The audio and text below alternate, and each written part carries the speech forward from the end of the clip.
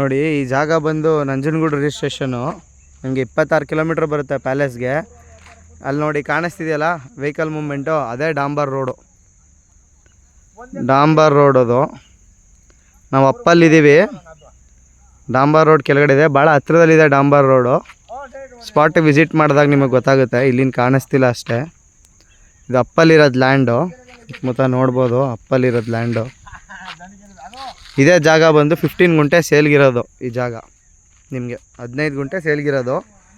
ಅಕ್ಕಪಕ್ಕದವರೆಲ್ಲ fence ಹಾಕ್ಬಿಟ್ಟಿದ್ದಾರೆ. So 3 ಕಡೆನೂ ಏನಿದೆ fencing ಆಗಿಬಿಟ್ಟಿದೆ. ತಲೆನೋವಿಲ್ಲ ಏನೂ. ಫ್ರಂಟಲ್ಲಿ ನೀವು ಏನಿದೆ ಫೆನ್ಸಿಂಗು ಗೇಟ್ ಹಾಕೊಂಡ್ರೆ ಸೂಪರ್ ಜಾಗ ಇದು.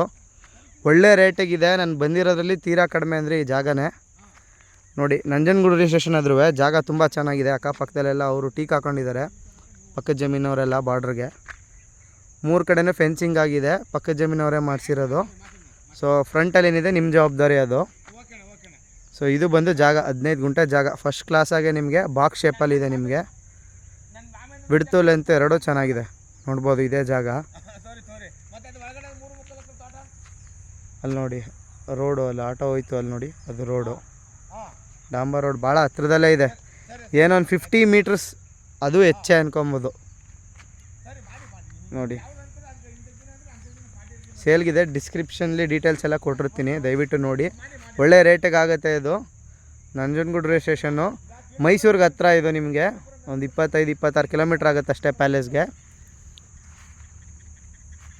ಸುತ್ತಮುತ್ತ ಊರುಗಳೇ ಇವೆ.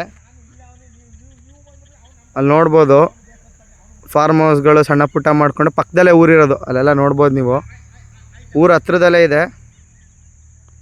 ಇಂಟ್ರೆಸ್ಟ್ ಇರೋರು ಕಾಲ್ ಮಾಡ್ಬೋದು.